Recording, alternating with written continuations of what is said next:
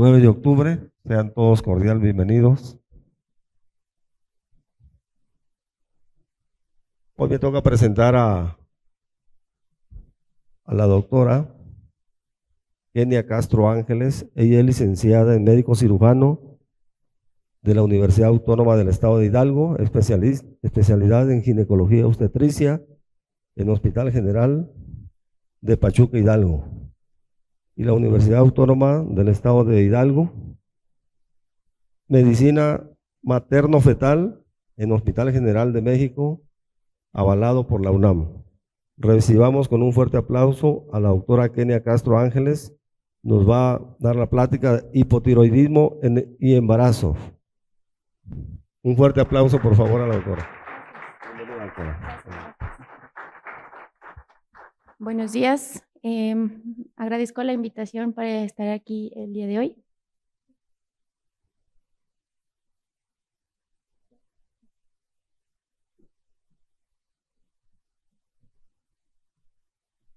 El día de hoy pues voy a transmitirles un poco de lo que yo he aprendido, durante todo este camino de la ginecobstetricia, y en este caso enfocado al hipotiroidismo y lo que debemos hacer en estas pacientes cuando están embarazadas.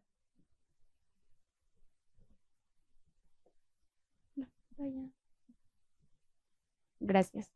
Bueno, como ya me presentaron, yo soy egresada de la Universidad Autónoma del Estado de Hidalgo. Y ahí mismo en Hidalgo, en el Hospital General de Pachuca, realicé la especialidad en ginecología y obstetricia. Actualmente estoy como médico materno-fetal en el Hospital General de México. Y bueno, vamos a comenzar. ¿Por qué es importante hablar del hipotiroidismo en estas pacientes? Bueno, como recordatorio, las hormonas tiroideas son vitales para el desarrollo y el crecimiento, no solamente pues de todas las personas, sino en este caso del feto cuando está dentro de la paciente. Tiene gran importancia también en participan muy activamente en la placentación, en los pasos que todos conocemos, que es la proliferación, la supervivencia, diferenciación, migración y la capacidad de invasión del trofoblasto. A su vez, también es importante que esto esté regulado, ya que el feto en las primeras semanas de gestación depende principalmente de las hormonas tiroideas maternas. Por lo tanto, bueno, las primeras etapas del embrión o el feto depende completamente de ella. Además de que si esto no se lleva a cabo de forma adecuada, es decir, que lleve un adecuado control y que haya una adecuada regulación de las hormonas tiroideas, puede haber consecuencias que se extienden no solamente en la vida prenatal, sino a lo largo de toda la vida de este nuevo ser humano. Entonces, bueno, solo como a manera de comentario, pues tal vez las hormonas tiroideas no son esenciales para que exista la vida. Sin embargo, sin ellas se pierde el orden natural de los procesos metabólicos. Solo como recordatorio, recordemos que pues tenemos todos una glándula tiroides que está situada por anterior de la tráquea, está por debajo del cartílago tiroides, disculpen. Está compuesto por dos lóbulos, entre ellos está el istmo.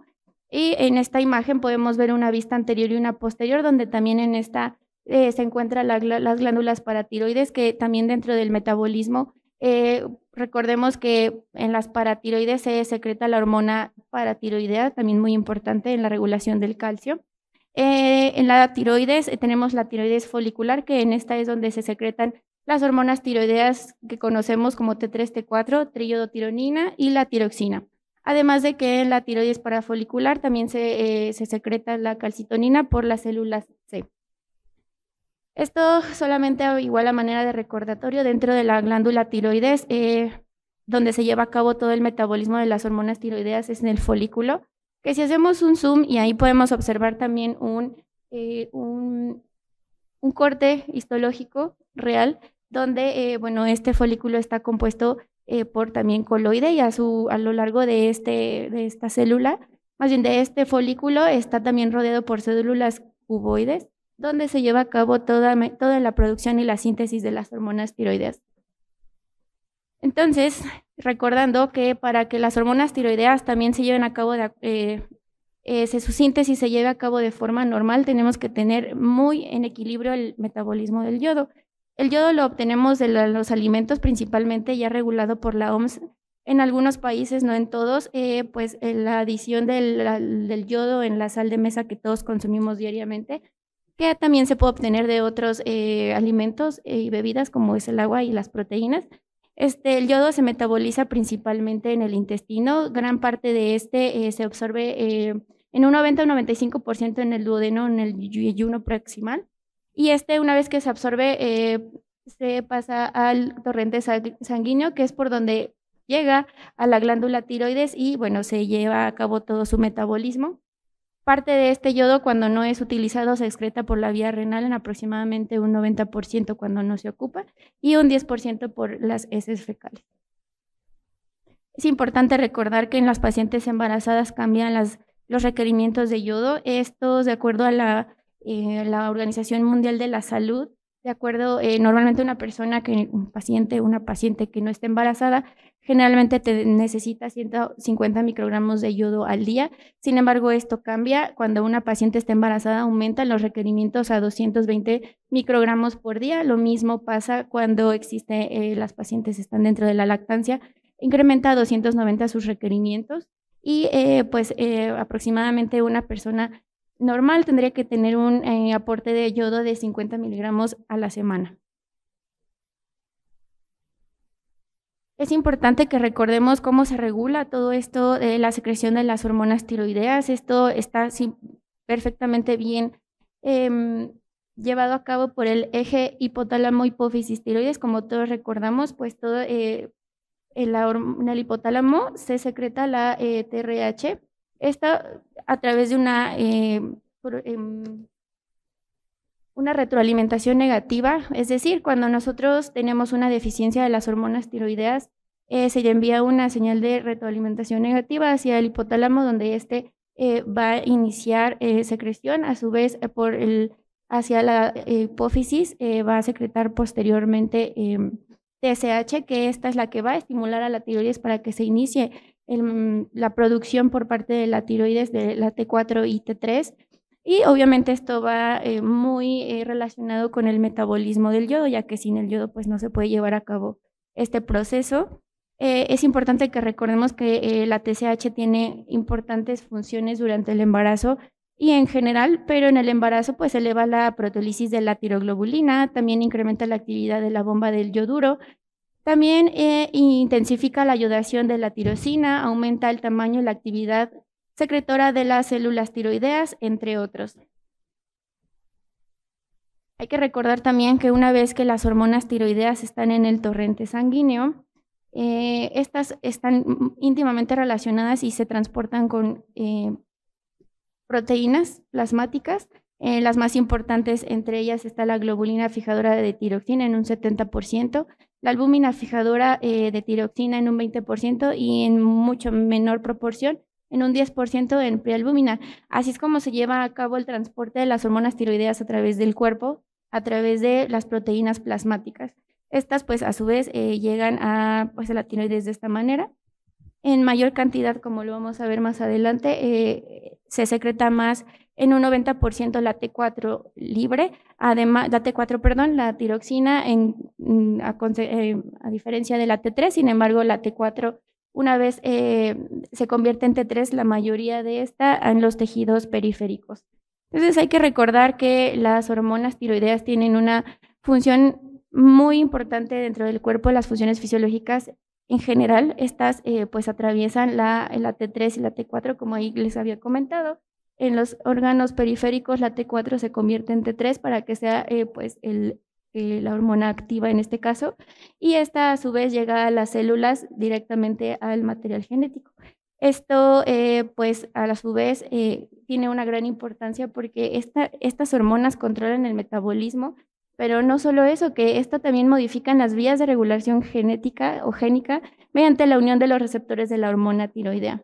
Como podemos ver en la diapositiva, en la presentación, pues el efecto general de las hormonas tiroideas consiste en la activación de la transcripción nuclear de un gran número de genes. Esto porque es importante, porque las funciones fisiológicas de las hormonas tiroideas son todas estas. En una paciente embarazada, claro que es importante todo, pero más nos importa porque de esto depende el adecuado crecimiento y el desarrollo del sistema nervioso central de los fetos. Como pueden ver también en la presentación, pues las hormonas tiroideas se encargan de todo el metabolismo de las pacientes. Dentro de, por ejemplo, el sistema cardiovascular aumentan el gasto cardíaco, aumenta el flujo sanguíneo de los tejidos, aumenta la frecuencia cardíaca, aumenta la fuerza del corazón, aumenta la frecuencia respiratoria. También tiene efectos en el metabolismo, aumentan las mitocondrias en las células, aumentan el consumo de oxígeno, aumenta la absorción de la glucosa, aumenta también la gluconeogénesis, etcétera. A su vez, más importante, también ayuda a regular la temperatura en estas pacientes, y no solamente en las pacientes embarazadas, sino en general en todos nosotros. Las hormonas tiroideas tienen un papel muy importante. Otras de las, como les comentaba, las funciones fisiológicas que más nos competen en este caso, pues para el desarrollo adecuado del feto, pues son pues el desarrollo y maduración del sistema nervioso central y del crecimiento. Esto estimula la expresión pues de la forma del crecimiento, estimula la síntesis de proteínas estructurales y enzimáticas, etc. Entonces, en una paciente, digamos, con un embarazo normoevolutivo y tenemos un metabolismo basal, pero ¿qué pasa cuando se interrumpe o se lleva a cabo una elevación de las hormonas tiroideas? Si hay un exceso de estas, pues va a aumentar en aproximadamente un 60 a un 100% el metabolismo basal, y si hay una ausencia o un descenso de las hormonas tiroideas, pues disminuye el metabolismo en aproximadamente un 40 a un 50% del mismo metabolismo. Entonces, pues obviamente si aumenta o disminuye, habría que iniciar manejo de estas pacientes para hipotiroidismo o hipertiroidismo. ¿Qué pasa con las pacientes embarazadas? Esto pues es importante también porque todas las pacientes, una vez que conocen la nueva gestación, pues tienen cambios. En esta aproximadamente la 7ª semana hay un aumento de la glándula tiroides en estas pacientes, en aproximadamente un 10 a 40% aumenta de volumen la glándula, y pues sus requerimientos de T3 y T4 aumentan en aproximadamente un 20 a un 50%. Por lo tanto, como va a exigir un metabolismo y un aumento de la síntesis de estas hormonas, los requerimientos de yodo pues también van a ser aumentados. En este caso, pues la baja de la reserva de yodo pues va a ser provocada porque va a aumentar una síntesis de las hormonas tiroideas, como ya les comenté, va a aumentar una excreción renal porque, como todos recordaremos, en el embarazo la filtración glomerular también se ve aumentada, además de que pues va a haber una transferencia de yodo de la mamá hacia el feto. Esta es una gráfica donde podemos observar básicamente cómo se lleva a cabo pues, la regulación hormonal en estas pacientes, donde en la línea apuntada podemos observar cómo hay un pico de la hormona gonadotropina coriónica y al mismo tiempo hay una disminución temporal de la TSH. Esto pues obviamente va a ser únicamente por esa ocasión y va a tener un efecto secundario al aumento de los estrógenos. Esto provocará al mismo tiempo un aumento de la tiroglobulina. Y habrá también un evento secundario al aumento de la hormona gonadotropina, que es un evento tirotrópico, es decir, que va a competir al mismo tiempo con la tiroglobulina, la hormona gonadotropina coriónica. También va a haber un aumento del metabolismo periférico de las hormonas tiroideas y del yodo. Esto pues obviamente porque habrá un aumento de la síntesis de estas hormonas. Como pueden observar también en la gráfica, la posterior al pico de disminución, de la TSH, posteriormente durante todo el embarazo, va a permanecer dentro de va a permanecer en un embarazo normoevolutivo en un nivel adecuado y ya después no habrá una disminución.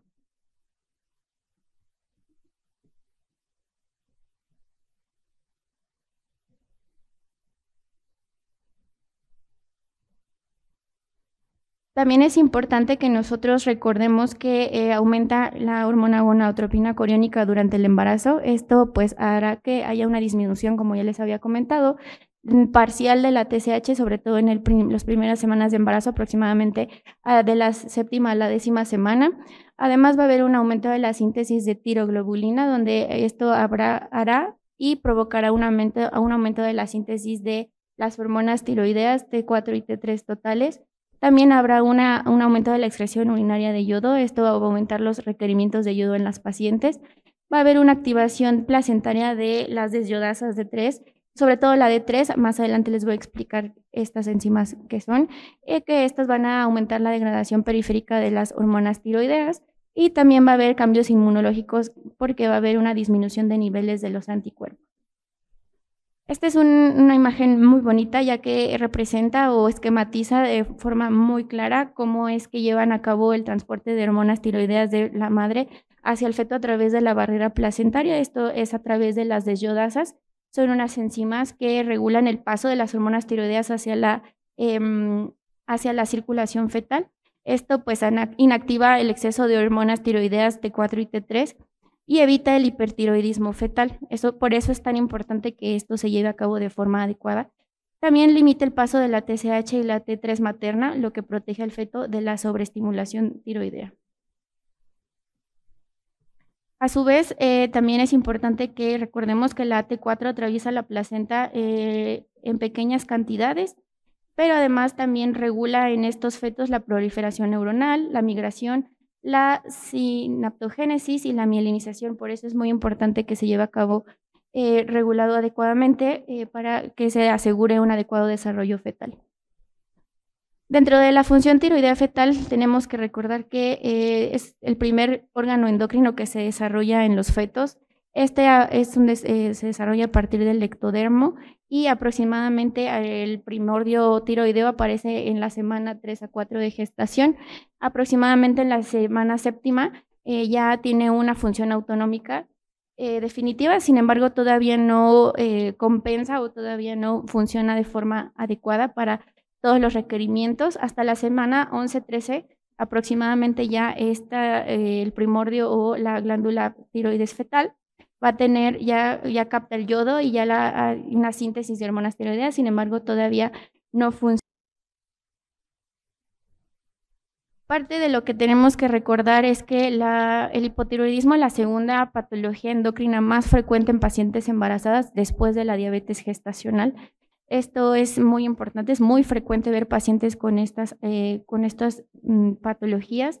El hipotiroidismo manifiesto en población general aproximadamente está presente en un 0.3% a un 3.7%. También es muy importante saber que 5% de estos pacientes no tienen un diagnóstico, pacientes que están asintomáticos y que no saben que tienen hipotiroidismo. Aproximadamente 99% de estos pacientes que tienen hipotiroidismo se considera que es de causa primaria y muchas de las veces también es ocasionado por la deficiencia de yodo. Sin embargo, pues actualmente con todas las leyes que se han impuesto sobre la yodación de la sal en algunos de los países, incluyendo México, este es uno de ellos, pues se ha disminuido pues la causa de deficiencia de yodo. Sin embargo, la tiroiditis de Hashimoto sí representa en un 30 a un 60% la causa del hipotiroidismo primario. Además de que desafortunadamente nosotras las mujeres tenemos en una proporción 10-1, los hombres prácticamente no padecen pues hipotiroidismo y aproximadamente se calcula que se presenta el hipotiroidismo en 1 a 2 por 1000 embarazos. Recordemos, bueno, un poquito de epidemiología mundial. En Europa es un poco menos frecuente que en México o en el continente americano, en un 0.3% a un 3.7%. En Estados Unidos se estima que está presente en 0.2 a 0.53%. En México el hipotiroidismo primario aproximadamente está presente en 1% de la población y el hipotiroidismo subclínico en mucho más frecuencia del 3 a 8%. En países como Inglaterra también es muy frecuente, donde está estimado en un 3.4 a 5% en mujeres y aproximadamente del 0.6 a 1% en hombres. Pero bueno, entonces en pacientes, lo que nos compete en las pacientes embarazadas, pues la epidemiología no es tan diferente, donde bueno, el hipotiroidismo manifiesto está aproximadamente presente en 0.3 a un 2.5%, donde de estos el más frecuente es el hipotiroidismo subclínico, como podemos ver en el cuadro, y en estas aproximadamente de un 8 a un 20% están presentes alteraciones o disminución o aumento más bien de los anticuerpos antitiroglobulina. Y esto va a ser importante por lo siguiente. más adelante se los voy a explicar. Entonces vamos a definir brevemente al hipotiroidismo como que es un reflejo de la glándula tiroidea hipoactiva. Esto pues produce una producción insuficiente de hormona tiroidea y por lo tanto pues también puede ser provocado por una resistencia periférica de las hormonas tiroideas. Esta definición es por la Asociación Americana de Tiroides, que bueno, hay varias definiciones, pero esta es la más aceptada. Dentro de la etiología se conocen varias, se puede dividir entre central y periférica, donde, bueno, de modo periférico puede haber resistencia a estas hormonas o también hay una alteración en la conversión, en la síntesis de hormonas tiroideas. Cuando es una causa central, aquí pues puede ser de forma primaria, secundaria y terciaria. Bueno, aquí nada más como recordatorio se considera un hipotiroidismo primario cuando clínicamente, más bien por bioquímicamente, hay una elevación de la hormona TRH, a su vez de la TSH, pero la T3 y T4 libre son disminuidas. En una paciente o algún paciente con hipotiroidismo secundario se va a sospechar cuando en los bioquímicos tengamos un aumento de la TRH, sin embargo hay una disminución de TSH y T3 y T4 libre. En un hipotiroidismo terciario se va a sospechar cuando hay una disminución de todas estas hormonas, ya que pues estará fallando por completo el eje hipófisis tiroides. Dentro del cuadro clínico, todos los síntomas que se puedan presentar que estén representados por disminución del metabolismo. Muchos de estos síntomas se pueden confundir en el embarazo, ya que, pues, como todos recordaremos, las pacientes embarazadas generalmente siempre tienen, pues, somnolencia, están cansadas y experimentan este tipo de síntomas que también, como sabemos, se presentan en una paciente con hipotiroidismo, aunque no esté embarazada. Entonces, tenemos que, si una paciente en el embarazo se exacerban estos síntomas, hay que, pues, obviamente prestar atención y llevar un adecuado control prenatal, tamizando a estas pacientes. Dentro de la etiología, recordemos, pues, bueno, aquí se esquematizan cuáles son las causas de los tipos de hipotiroidismo. Las que nos competen a nosotros más en las pacientes embarazadas, pues es la causa autoinmune, que es lo que ya habíamos comentado, una tiroiditis de Hashimoto, y en este caso, pues una paciente que tenga deficiencia de yodo en menos frecuencia. También existen pacientes que tuvieron primeramente un hipertiroidismo que se trató con yodo radioactivo, y que iatrogénicamente se está provocando un hipotiroidismo. También existen estas pacientes a las que también tenemos que tratar suplementando con levotiroxina. Dentro de la causa autoinmune vamos a hablar un poquito nada más de la tiroiditis de Hashimoto, que está este término acuñado pues a este doctor que se llama Hokaru Hashimoto, que es un médico japonés. Describió esta patología en 1912, donde, bueno, solamente como recordatorio, la tiroiditis de Hashimoto es una tiroiditis linfocítica crónica. Esta tiene una prevalencia en aproximadamente un 6 a 10% en mujeres de edad reproductiva, no necesariamente presente únicamente en el embarazo, y se presenta en 4 en 1000 mujeres. Esta es una causa autoinmune, crea una inflamación crónica tiroidea, causa una destrucción de las hormonas de la glándula tiroides, porque hay una falla glandular. Y en estas pacientes, en un 50 a un 70% tienen disminución de los anticuerpos antiperoxidasa y en un 100% disminución de los anticuerpos antitiroglobulina. Dentro de la fisiopatología, brevemente, de la tiroiditis de Hashimoto, esto tiene ya una predisposición genética que ya está bien estudiada, donde se están afectados estos genes que les presento en esta diapositiva, donde el HLA, las deyodasas de los receptores de D3, DR4 y DR5, además de los demás, bueno, el gen FOX, que estos van a ser genes inmunoreguladores, los cuales van a estar afectados, y pues es más causado en mujeres porque hay una mayor expresión de estos genes ligados al cromosoma X. Además de que también esto puede ser provocado a lo largo de la vida porque hay una pérdida de la tolerancia inmunológica presentado por múltiples factores ambientales, infecciones virales, exceso de yodo, radiación de metales pesados e inclusive la disbiosis intestinal cuando se ve afectada. También pues crea una predisposición a estas pacientes. Dentro de lo que tenemos que conocer es que los anticuerpos antihiperoxidasa y antitiroglobulina van a estar presentes en las pacientes en aproximadamente un 5 a un 15%. Los anticuerpos antihiperoxidasa tiroidea se conoce el valor normal o de punto de corte cuando están negativos, están en menos de 65. Y en los anticuerpos antitiroglobulina se van a considerar negativos cuando estén en menos de 50. Cuando tengamos alguna paciente que tenga más de estos valores, hay que hacer diagnóstico y por lo tanto tratamiento. ¿Cuál es la importancia de los anticuerpos antihiperoxidasa y su relevancia clínica en pacientes embarazadas con deseo de embarazo? Es que pues si los tienen elevados, estas pacientes tienen mucho mayor riesgo de un aborto espontáneo, de parto pretérmino y una disfunción tiroidea subclínica o manifiesta durante la gestación. Esto pues aumenta obviamente que haya también un riesgo de una tiroiditis posparto, que también es mucho menos frecuente, pero también se presenta.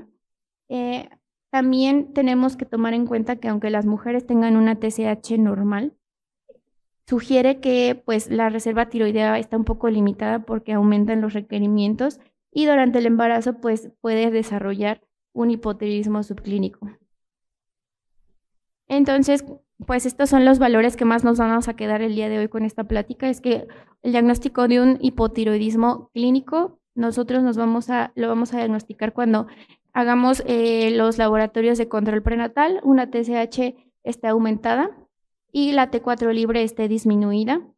En todo caso, también un hipotiroidismo subclínico se tiene que sospechar cuando la TSH esté aumentada y la T4 libre esté dentro de los valores normales.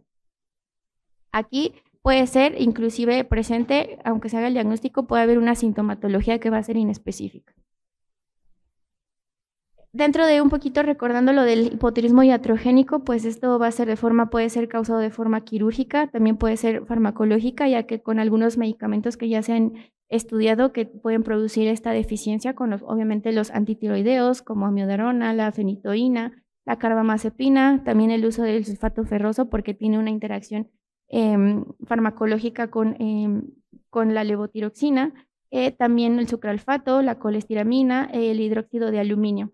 Obviamente también el hecho de que una paciente tenga radiación o esté expuesta a radiación puede también inducir fibrosis del parénquima tiroideo y dañar el eje hipotálamo-hipófisis. También hemos tenido pacientes con antecedente de un cáncer papilar de tiroides donde han tenido que ser sometidas a radiación. También es posible que tengan este tipo de patología. Existe otro término que está entre que si es hipotiroidismo clínico o hipotiroidismo subclínico. También existe algo que se llama la hipotiroxinemia aislada, donde aquí vamos a tomarla o la vamos a sospechar más bien cuando tengamos dentro de nuestro control prenatal una TSH normal, sin embargo la T4 va a estar baja. En estas pacientes no se conoce la etiología del por qué sucede esto. Algunas revisiones sugieren que es por deficiencia de yodo. Sin embargo, ya había comentado que actualmente eso ya es poco frecuente. Tampoco se han demostrado que haya efectos fetales o perinatales adversos con este tipo de pacientes donde únicamente está con la hipotiroxinemia aislada. No se recomienda que se dé el tratamiento en estas pacientes, por lo mismo que ya comenté, no se conoce que haya efectos perinatales y afecta aproximadamente de 1 al 2.5% de las pacientes embarazadas. Pero este puede ser solamente transitorio o puede ser persistente.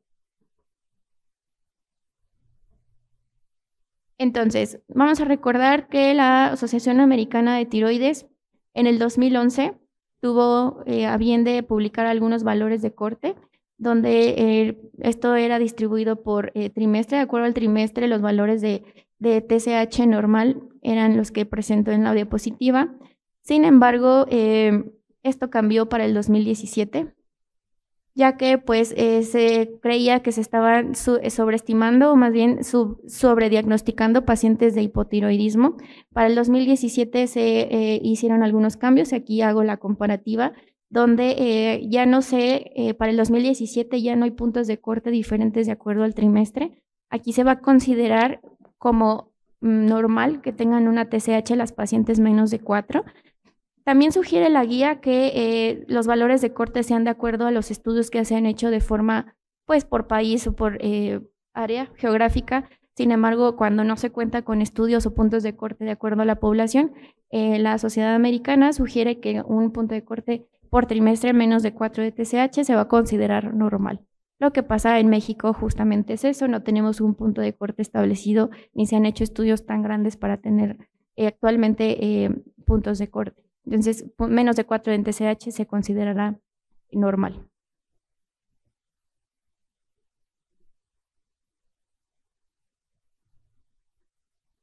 Puntos clave de la actualización de la Asociación Americana de Tiroides para estas pacientes con embarazo es que los rangos de TSH deben estar basados en la población local, como les comentaba, pero pues insisto, en México no tenemos puntos de corte.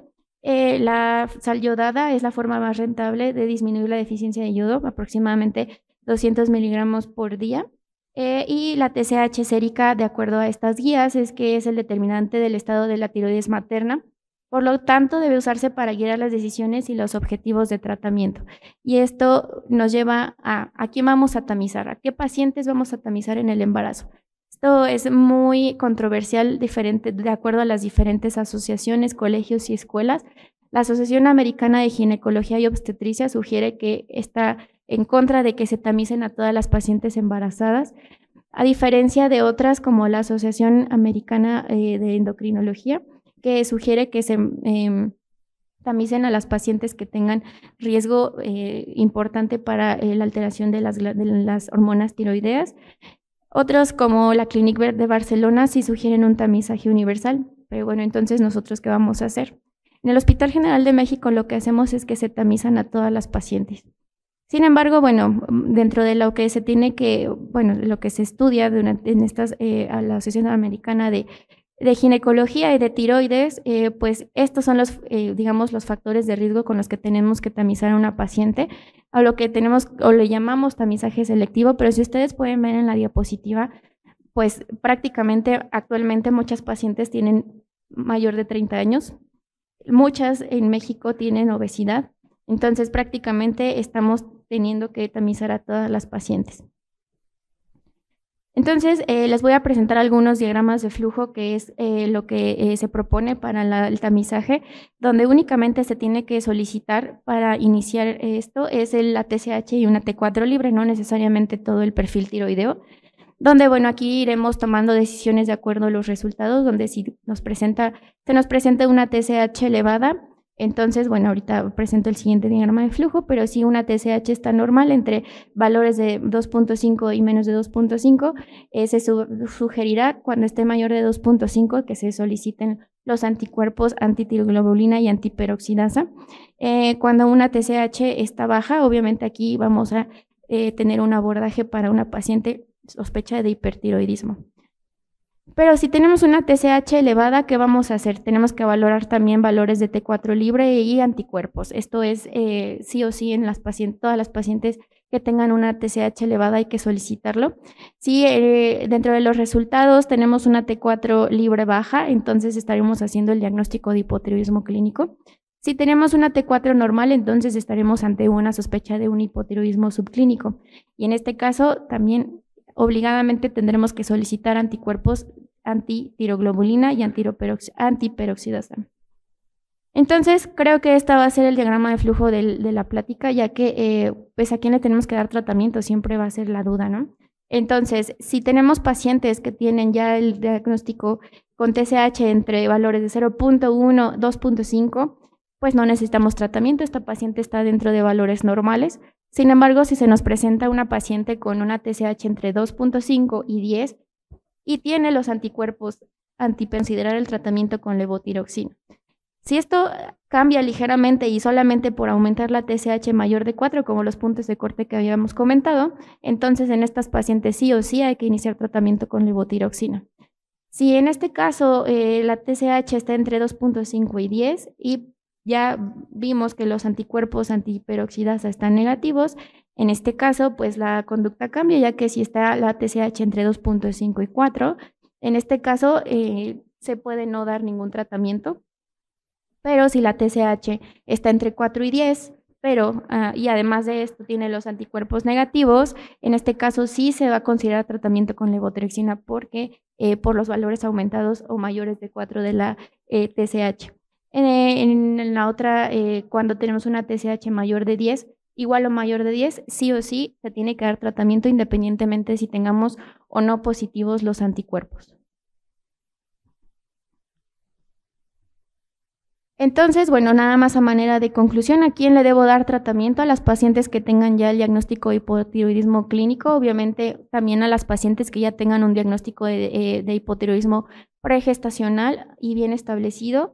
También se tiene que dar a las pacientes con hipotiroidismo subclínico y sobre todo recordar que estas pacientes de hipotiroidismo subclínico más se les tiene que dar tratamiento cuando la TSH esté entre valores de 4 y 10 con anticuerpos antiperoxidasa positivos. También se debe considerar dar tratamiento a pacientes que estén eutiroideas, es decir, que sus valores estén dentro de normales, sin embargo, que tengan los valores de anticuerpos antiperoxidasa aumentados o que tengan también estos mismos anticuerpos aumentados, pero que tengan ya un diagnóstico de pérdida gestacional recurrente. Vamos a recordar, el tratamiento se va a dar con levotiroxina sódica. Esto pues conocemos que es un medicamento que está muy bien asimilado, más bien muy permitido en el embarazo y no afecta al feto. Es una clasificación A de la FDA. Esta pues es una forma sintética de la tiroxina. Esta se lleva a cabo también su absorción en el yeyuno y en el íleon. Su acción o más o menos su efecto empieza a partir de los 3 a 5 días de tratamiento. Tiene una vida media de 7 días aproximadamente, por eso pues no vemos efecto inmediato de estas pacientes cuando se les inicia el tratamiento y también tenemos mayor absorción en ayuno. Por eso hay que recordar que la administración de este medicamento se les tiene que explicar a todas las pacientes que tiene que ser media hora antes de su primer alimento por las mañanas y con no más de un vaso de agua, tiene que ser ligeramente muy poca cantidad, para asegurarnos que esté adecuada biodisponibilidad de este medicamento. Los objetivos del tratamiento van a ser nuestra meta, que la TSH esté por menos de 2.5 y que la TSH esta va a ser pues nuestro parámetro con el que vamos a tener que hacer cambios de acuerdo al trimestre.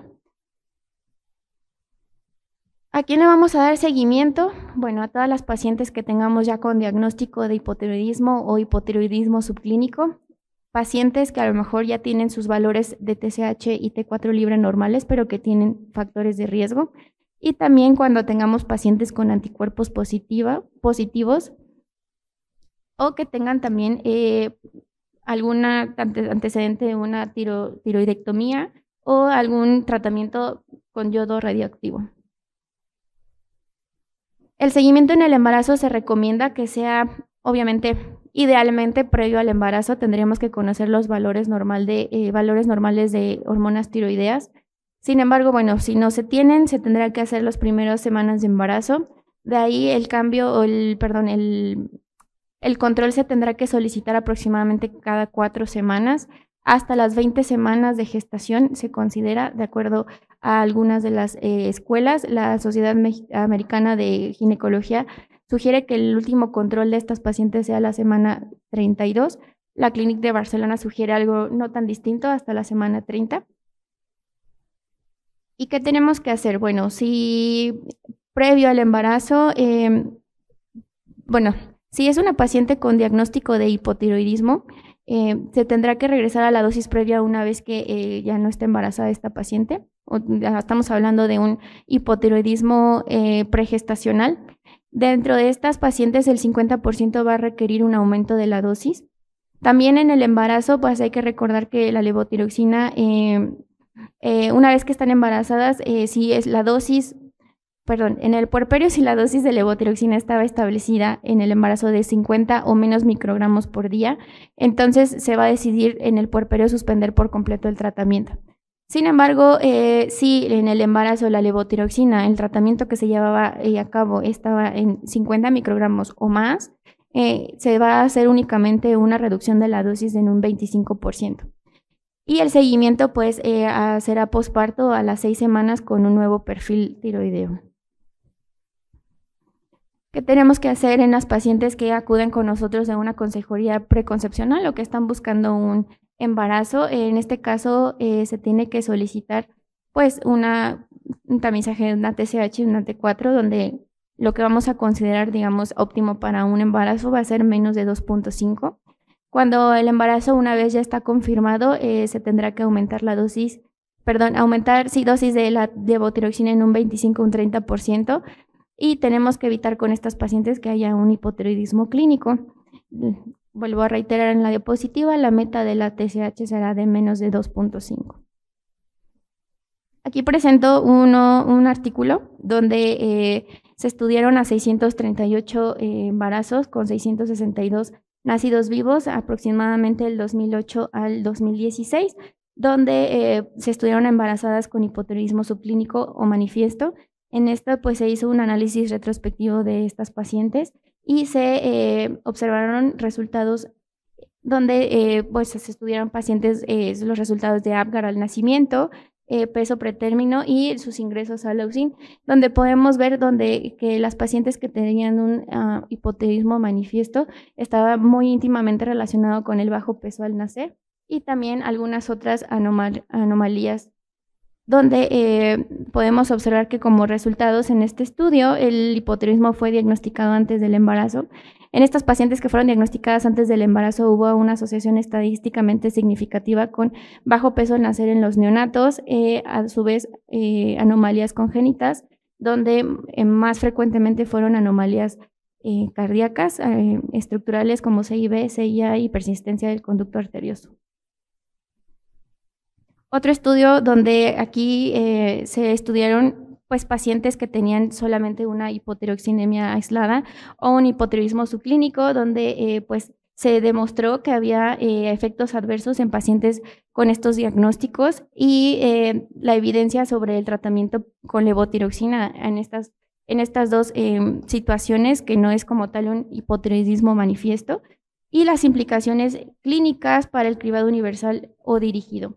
En este, pues se observó que sí había efectos adversos en pacientes perinatales, en pacientes que tenían hipotiroidismo subclínico que no tenían tratamiento. En esto, pues se encontró que había un mayor porcentaje de pérdida fetal, parto pretérmino, preeclampsia, restricción del crecimiento fetal y además diabetes gestacional. También algunos efectos adversos que se demostraron en una hipotiroxinemia aislada, pues que los efectos tenían, o bueno, ya en los neonatos había un retraso del lenguaje en edad pediátrica, retraso del lenguaje, un coeficiente intelectual más bajo, pacientes con mayor aumento de síndrome de TDAH, también pacientes con autismo, esquizofrenia y bajo desempeño escolar. Entonces, esta es la importancia del por qué tenemos que tener un adecuado control de estas pacientes, ya que está íntimamente relacionado con el desarrollo neurológico de los fetos.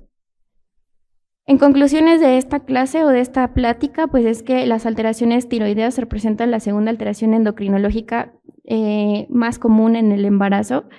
La identificación de los pacientes de riesgo con riesgo de presentar hipotiroidismo es la piedra angular para un tamizaje oportuno de estas pacientes.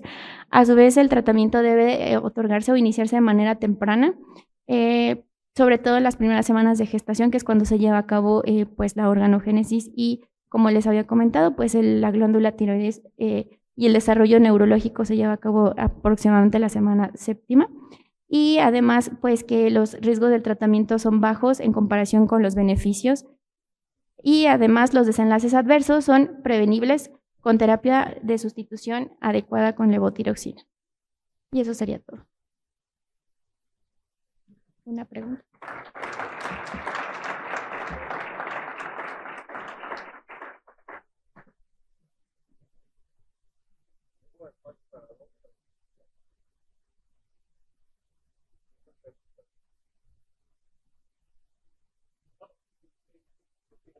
Buenos días.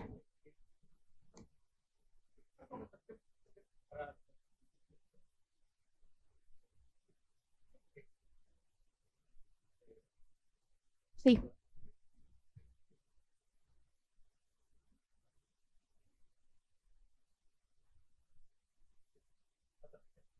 No.